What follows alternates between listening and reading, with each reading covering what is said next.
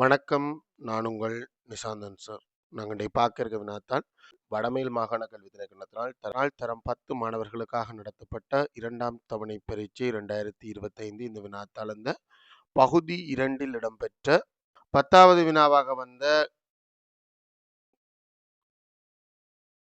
முக்கோண இணைகரம் தொடர்பான நிறுவல் வினாவை தெளிவாகவும் விளக்கமாகவும் பார்க்க இருக்கிறோம். நீங்க இன்னும் இந்த குறித்த வினாவை செய்து பார்க்கலன்னா கீழே டிஸ்கிரிப்ஷன் பகுதியில் லிங்க் இருக்கும் பிள்ளைகள் லிங்கை பயன்படுத்தி வினாத்தாளை தரவிறக்கம் செய்து பார்த்துட்டு வீடியோக்குள்ளே வாங்கும். புள்ளியிடக்கூடிய வகையில் தான் திருத்தராக இருக்கிறோம். உங்களுக்கு எத்தனை புள்ளி கிடைக்குது அப்படின்றத மறக்காமல் கமெண்ட் பாக்ஸில் பதிவிடுங்க. உங்களோட பதிவிடும் போது உங்களோட பெயர், நீங்கள் எங்கேருந்து பார்க்குறீங்க அப்படின்றதோட நீங்கள் எந்த வழியான எனது மாணவன் அப்படின்றதையும் பதிவிடுங்க. இப்போ உதாரணத்துக்கு இது என்னுடைய நேரடி வகுப்பு மாணவர்களாகவும் இருக்கலாம், இல்லை என்னுடைய சூம் மூலமான மாணவராகவும் இருக்கலாம். சூம் மூலமான மாணவர்கள் கூட ஆன்சர் ரெக்கார்டிங்கை பார்க்கணுமெண்டா இது கடந்த கால வினாவாக மாறிடும். இது இந்த வருடம் 2026 கதைக்கிறோம். ஒருவேளை 2027 நீங்கள் இந்த வீடியோவை பார்த்து கொண்டிருக்கலாம். ஸோ அந்த சந்தர்ப்பத்தில் நீங்கள் இப்போ நீங்கள் கல்வி கேட்கின்ற மாணவன்னா நான் சூம் மூலம் கல்வி கேட்கின்ற மாணவன் அப்படின்றத மறக்காமல் பதிவிடுங்க. ஏன்னா நான் இந்த வீடியோ எடிட் பண்ணும்போதே மனசில் நினச்சி எடிட் பண்ணுறது, யாருமே பார்க்காத வீடியோக்கு ஏண்டா கஷ்டப்பட்டு எடிட் பண்ணுறேன் அப்படின்னு நினச்சி எடிட் பண்ணுறது. ஸோ நீங்கள் யாராவது பார்க்குறீங்க அப்படின்னா மறக்காமல் கமெண்ட் பாக்ஸில் உங்களோட பெயர், நீங்கள் எங்கேருந்து பார்க்குறீங்க அப்படின்றதோட உங்களோட புள்ளியையும் சேர்த்தே பதிவிடுங்க. இந்த வழியான மாணவன்றதையும் சேர்த்தே பதிவிடுங்க. இந்த வீடியோ எனது சூம் மூலமான கணித வகுப்பு இந்த ரெக்கார்டிங். உண்மையாகவே ரெக்கார்டிங் பார்க்குறதுன்றது பச்சை போர், எனக்கும் தெரியும். நானும் 2-3 ரெக்கார்டிங்கை போட்டுட்டு நானும் கேட்டிருக்கேன். அது போராக இருக்கும். ஆனால் நேரடி வகுப்பு ஓரளவுக்கு பிரயோஜனமாக இருக்கும். அதுவும் படிப்பு அப்படின்றது சில நேரம் சிலருக்கு கசக்கின்ற விடயமாகவே அமையலாம். ஆனால் நேரடி வகுப்பு, நேரடியோ இல்லை சூம் வழியாகவோ நேரடியாக நாங்கள் நேரடியாக பங்கு பெறுறது, நாங்கள் கதைக்கக்கூடிய ஆப்ஷன் இருக்கிற வகுப்பு பிரயோசனமாக இருக்கும். ஏனெண்டா அது அந்த நேரத்தில் நாங்கள் கட்டாயம் அதுக்காக மினக்கிடுறோம். ஸோ வகுப்புகளுக்கு இணைந்து கொள்கிறோண்டா அதன் மூலம் உங்களுக்கு தெளிவான விளக்கத்தோட கணிதத்தை கற்றுக்கொள்ளக்கூடியதாக இருக்குது. அதே நேரம் எனக்கு அதன் மூலம் தான் வருமானம். நான் இல்லைன்னு சொல்லலை, எனக்கு அதன் மூலம் தான் வருமானம் இல்லாமல் எந்த ஒரு சேவையையும் தொடர்ச்சியாக யாராலையும் செய்ய முடியாது. ஸோ அந்த அடிப்படையில் என்னுடைய வகுப்புகளுக்கு இணைந்து கொள்கிறேன்டா அது தொடர்பான விவரத்தை என்னை கேட்டும் பெற்றுக்கொள்ளலாம். இல்லை வாட்ஸ்அப் வழியாக சூம் அப்படின்னு ஒரு மெசேஜ் போட்டு விட்டிங்கன்னா நான் உங்களுக்கு அது தொடர்பான விவரத்தை உங்களுக்கு அனுப்பக்கூடியதாக இருக்கும். மிக பயனுள்ள வகுப்புகள் தொடர்ச்சியாக இடம்பெற்று கொண்டிருக்கு. சின்ன சின்ன சந்தேகங்கள்டா வாட்ஸ்அப் வழியாகவே தீர்த்து கொள்ளக்கூடியதாக இருக்கும். இல்லை பெரிய சந்தேகம் அப்படின்ற பட்சத்தில் அதை சூம் மூலமான அந்த வகுப்பில் போட்டு விளங்கப்படுத்துவேன். அது உங்களுக்கு மட்டுமில்லை மற்ற மாணவர்களுக்கும் பிரயோசனமாக இருக்கும். அதே மாதிரி மற்ற மாணவர்களுக்கு இருக்கிற வினாக்கள் உங்களுக்கும் பயனுள்ளதாக இருக்கும். ஸோ இணைந்து கொள்கிறேன்டா அது தொடர்பான விவரத்தை கேட்டு பெற்றுக்கொள்ளுங்க. சரி, வாங்கோ கேள்விக்குள்ள போவோம். 10வது கேள்வி இணைகரம் முக்கோணம் தொடர்பான நிறுவல் வினான்னு சொல்றது. 10ம் 11மே உங்களுக்கு இணைகரம் முக்கோணம் தான் வரும். ஏன்னா நீங்க ஃபைனல் எக்ஸாம் பார்த்தீங்கன்னா ரெண்டு நிறுவல் கேள்விகள்ல உண்டு அமைப்பு ஒழுக்கு கேத்ராணிதம் தொடர்பான 3 வினாக்கள்ல உண்டு அமைப்பு 2 நிறுவல் வினாக்கள். அதுல ஒன்று முக்கோணம் இணைகரம் தொடர்பானதா இருக்கும், 2வது வட்டம் தொடர்பானதா இருக்கும். இங்க ரெண்டுமே நாங்கள் இந்த வட்டம் தொடர்பான எந்த ஒரு தேற்றமும் படிக்கல. ஸோ உங்களுக்கு ரெண்டுமே முக்கோணம் இணைகரத்திலிருந்து வந்திருக்கு. இணைகரம் ஒன்றின் எதிர்ப்பக்கங்கள் சமனாகும் என்னும் தேற்றத்தை நிறுவுக. இணைகரத்தின் எதிர்ப்பக்கங்கள் சமன்தானே சார்? ஆடா,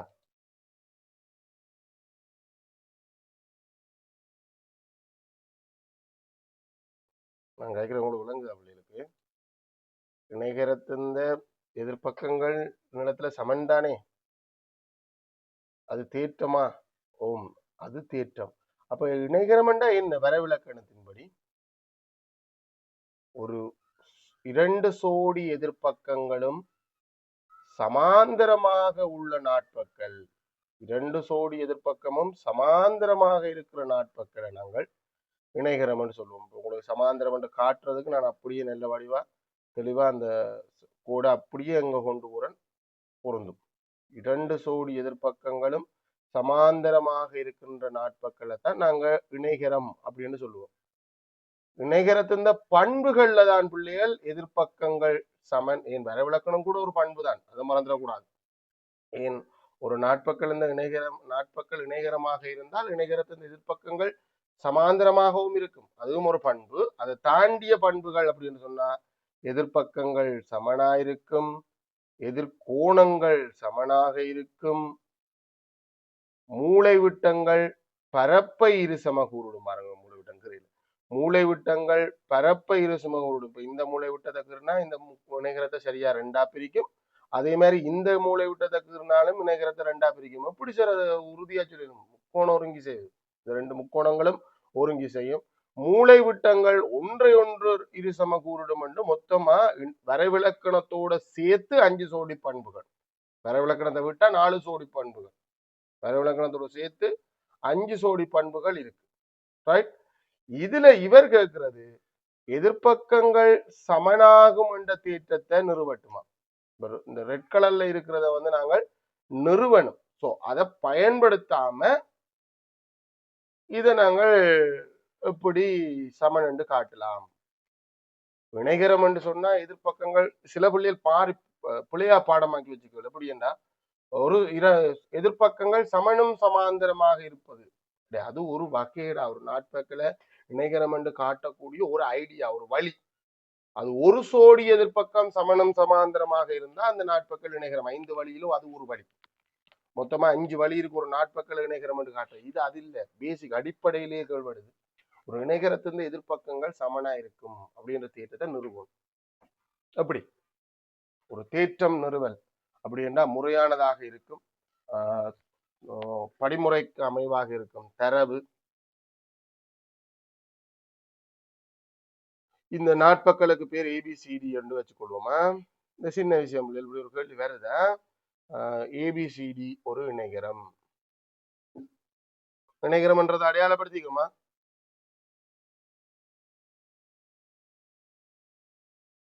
என்னென்ன இணைகரத்தை அடையாளப்படுத்துறது? எதிர்பக்கங்கள் சமாந்திரம் என்று குறிக்கிறது தான் இணைகரத்தை அடையாளப்படுத்துறது.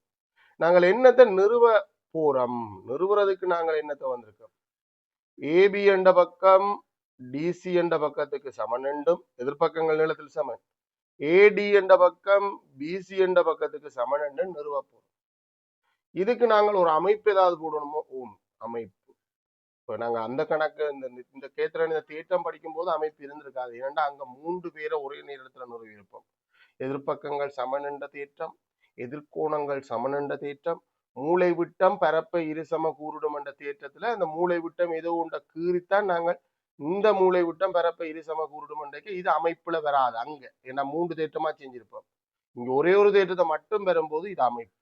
ஏதோ ஒரு மூளை விட்டம், மூளை விட்டம் ஏசியை வரைதல். அவ்வளவுதான்.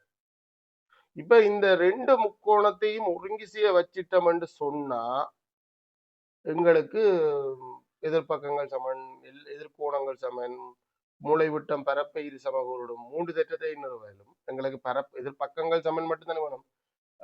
ஒருங்கி செய்யணும்னா 3 பேர் சமனா இருக்கணும் தானே. இப்போதைக்கு எதுவுமே அடையாளம், இதெல்லாம் சமன் அடையாளம் இல்லையில, இது சமாந்தரம். சமாந்தரமா இருக்கிற பக்கங்கள் சமனா இருக்கா கட்டாயம் இல்லை. அப்படின்னா சரிவகம் என்ற ஒரு நாட்பக்கல் இருக்காது. சொல்லுன எது சமன்? ஒன்று பொது பக்கம். பொது பக்கமும் சமாந்தர கோடுகள்ல சம்பந்தப்பட்ட ஒன்று விட்ட கோணமும் இந்த கோணம் இந்த கோணத்துக்கு சமன். பாருங்க, செட் வடிவம் 2 வாளும் சமாந்தரம், ஒன்று விட்ட கோணம். அதே மாதிரி இப்படியும் ஒரு செட் வடிவம் பார்க்கலாம். என்ன இந்த கோணம் இந்த கோணத்துக்கு சமன். இப்ப சொல்லுங்க பிள்ளைகள், இந்த முக்கோணத்துல 3 பேர், இந்த முக்கோணத்துல 3 பேர், 2 கோணம் ஒரு பக்கம், எந்த நிபந்தனையில் ஒருங்கி செய்யும்? கோணம் பக்கம். கோணம் பக்கமாக இருக்கும் போது அந்த பக்கம் எப்படிப்பட்டதாக இருக்கணும்?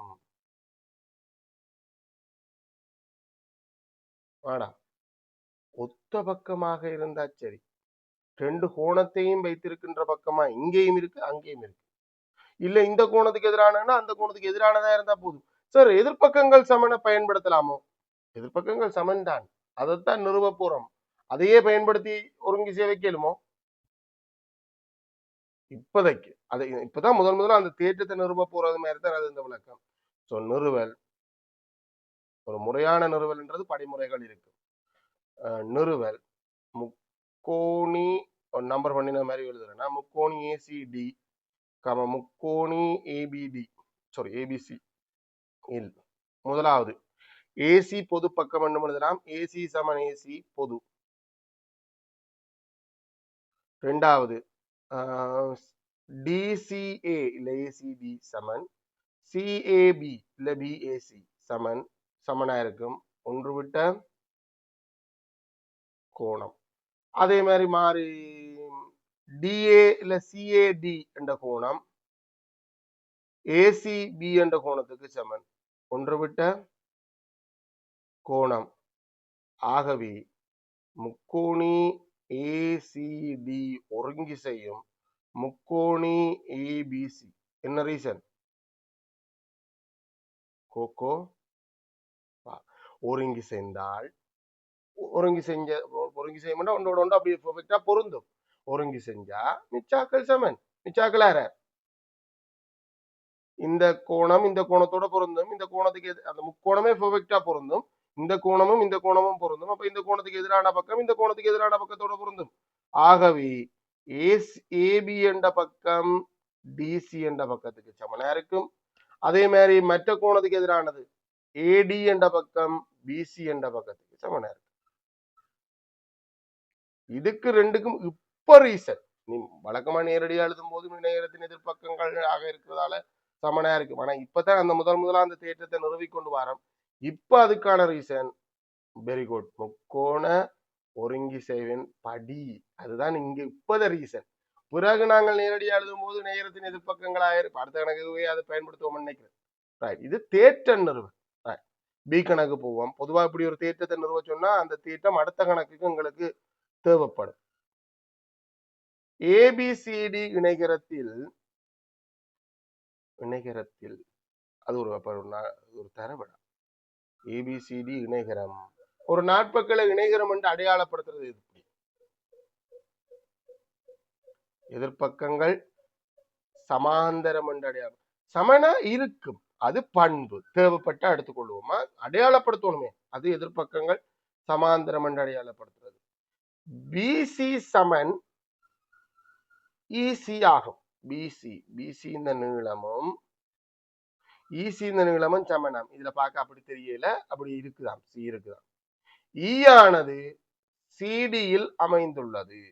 இ என்ற புள்ளி அப்படி இருக்கிற போல சிடியில அமைந்துள்ளது. சிடி என்ற கோட்டில் அமைந்துள்ளது. இசி சமன் இசியோ. ஏடி ஆனது எஃப் வரை நீட்டப்பட்டுள்ளது. வெளியில நீட்டப்பட்டிருக்கு. அந்த கோட்டை நீட்டப்பட்ட அந்த எஃப் தொடர்பாக கதைச்சிருக்கு.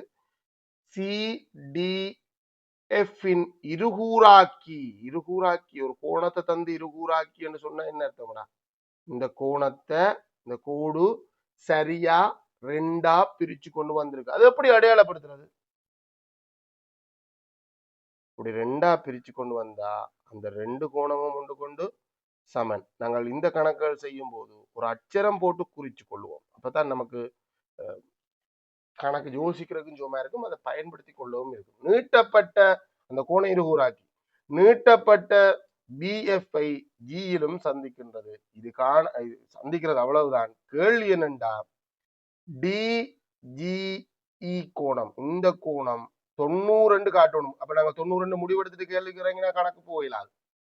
பி என்ற அச்சரம் போடுவோம். இப்ப நம்ம செய்ய வேண்டியது பி கோணம் 90 காட்டும். முயற்சி செய்வோம். அதுக்கு முன்னுக்கு கேத்திர கணித கேள்விகளுக்கு நீங்க படத்தை கீறுங்க. படத்தை தெளிவா பெருசா கீறுங்க. இணைகரங்கிறது ஒன்றும் பெரிய விஷயம் இல்லை பிள்ளைகள். கொப்பி ரூல்ல 2 ஒரே அளவான கோடுகளை கீறி போட்டு இணைச்சு விட்டா இணைகரம் வந்துடும்.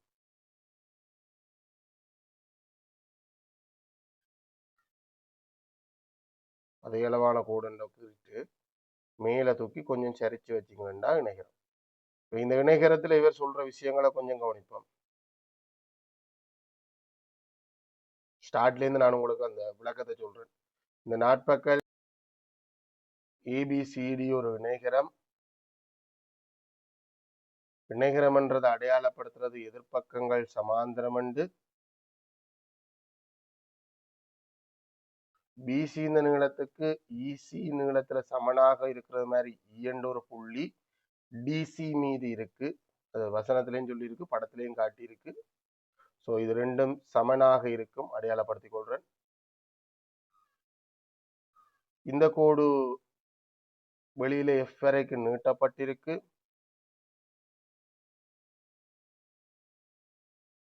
இந்த கோணத்தை இதுல இருக்கிற இந்த கோணத்தை சரியா ரெண்டா பிரிச்சு கொண்டு வர கோடும் நீட்டப்பட்ட பிஇயும் ஜியில சந்திக்குது. நாங்கள் படத்தை தெளிவாக்குறும் போதே அதுல 90 பாக வர்றது மாதிரி வந்து செய்யறது என்ன, அதுக்காண்டி 90 பாக மாதிரி தெரியறதெல்லாம் 90 இருக்கணும் வண்டி இல்லை. இது கோண இருகூறாக்கி அப்படின்றது ஒரு தரவு. ஸோ இது ஏ கோணம், இது ஏ கோணம். நாம காண வேண்டியது இந்த பி கோணம் 90 காணணும். படத்துல ஏற்கனவே குறிச்சது மாதிரியே குறிச்சிருக்கிறேன். ரைட். இப்ப முதல்ல நம்ம கவனிக்க வேண்டியது இது ஒரு இணைகரம் தொடர்பான திட்டம். இந்த கோணத்தை காணணும்னா இந்த மிக இலகுவாக வந்துடும் நினைக்கிறேன். கிட்ட வந்துட்டேன். இது 90 காட்டணும். இதுல என்ன கேத்திர கணிதம் இதுக்குள்ள மேலதிகமாக இணைகரத்தை தாண்டி என்ன இருக்கு?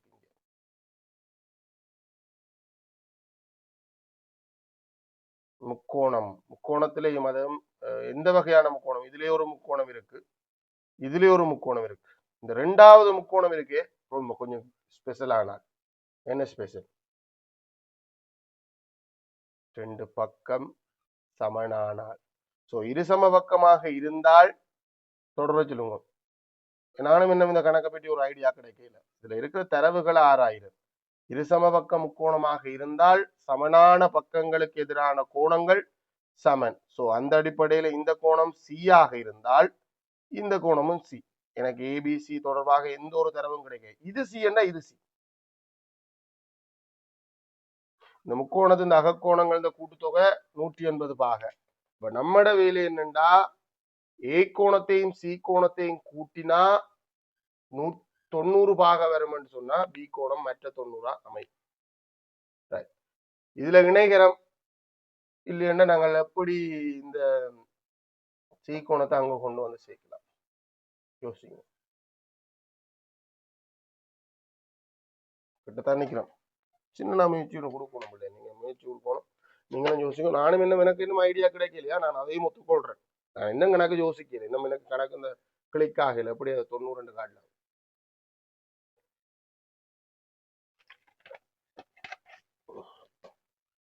இணைகரம் தொடர்பான திட்டம் அதையும் நாங்கள் அப்ளை பண்ணணும். இணைகரத்தின்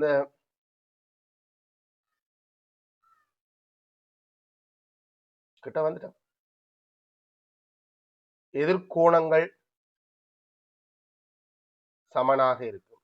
இணைகரத்துல மிக முக்கியமான இன்னும் ஒரு விடயம் சமாந்திரம். சமாந்திரமாக இருந்தா கூடுதலான இடத்துல என்ன வேலை செய்யும்? சமாந்திர கோடுகளுக்கு இடையில தொடர்புடைய கோணங்கள் ஒன்று விட்ட கோணம். எங்கேயாவது ஒன்று விட்ட கோணம் இருக்கா? கணக்கிடத்துல இருக்கு. குறிப்பா சொல்லணும்னா இங்க வேற ஒரு ஒன்று விட்ட கோணம், செட் படிவ கோணம் உங்களுக்கு தெரியும். ஸோ அந்த அடிப்படையில எங்களுக்கு இந்த கோணம் என்னவாக வந்து சேரும்? ஒன்று விட்ட கோணத்தின் அடிப்படையில கதை கோணம் பிள்ளை சி என்று வரும். இந்த கோணம் சி. ஸோ இவ்வளவு கோணமும் சேர்ந்த விளவு. இதை பல விதத்துல கொண்டு போகலாம் பிள்ளை. இது ஒரு விதமா. இந்த அளவும் சேர்ந்த விளவு 2C. ஸோ இணைகரத்தின் எதிர் கோணங்கள் சமன் என்ற அடிப்படையில இந்த அளவு கோணம் எவ்வளவு? 2C. இந்த 4 கோணத்தையும் சேர்த்தா மொத்தம் எத்தனை பாக வரணும்? 180 வரணும். 2A 2C கூட்ட 180 வரணும்டா 1A 1C இந்த பெருமான கூட்டினா என்ன வரும்? 90 வரும். அதோட பிஐயும் கூட்டினா 180 வரணும். ஆகவே பி வந்து 90 இருக்கும். இது ஒரு விதம். இதுதான் ஒரு விதம் என்று இல்லை. இதை விட நீங்க இதே ஒன்று விட்ட கோணம், இதே ஒத்த கோணத்தை வேற விதமாகவும் நீங்க பயன்படுத்தலாம். இங்க பாருங்க, இங்க ஒரு செட் வடிவ கோணம். ஸோ இந்த கோணம் உங்களுக்கு 2A என்று வரும். ஏன் இந்த அளவு 2A ஒன்று விட்ட கோணம் தெரியுதாடா?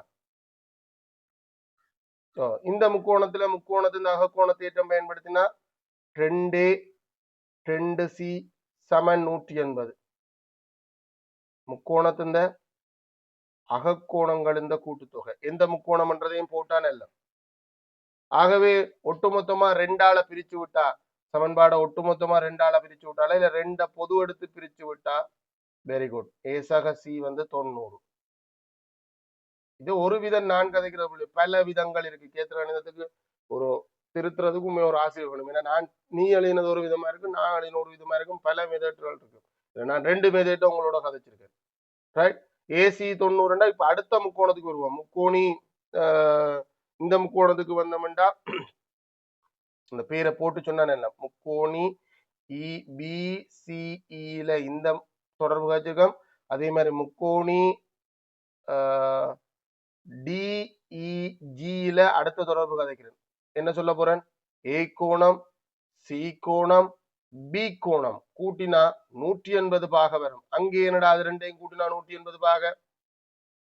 அதே ரீசன் தான். முக்கோணத்தின் அகக்கோணங்கள் தான் கூட்டுத்தொகை.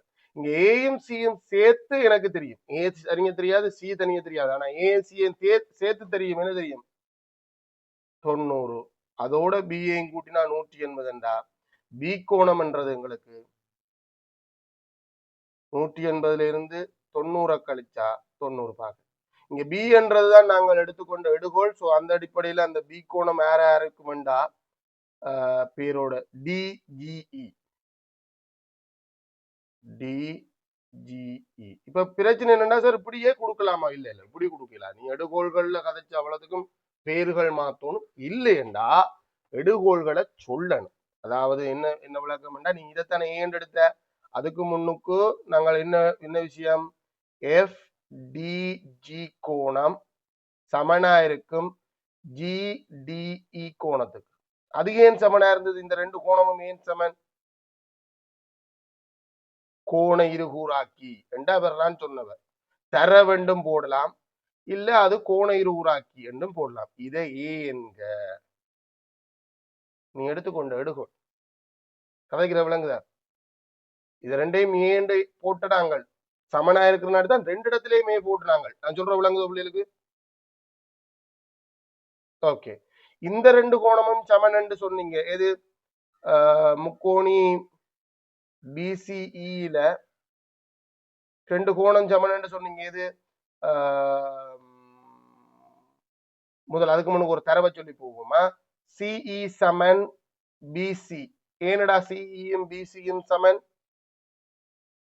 தரவு. அது சமனாக இருக்கிறதால என்னால என்ன சொல்லக்கூடியதா இருந்துச்சு?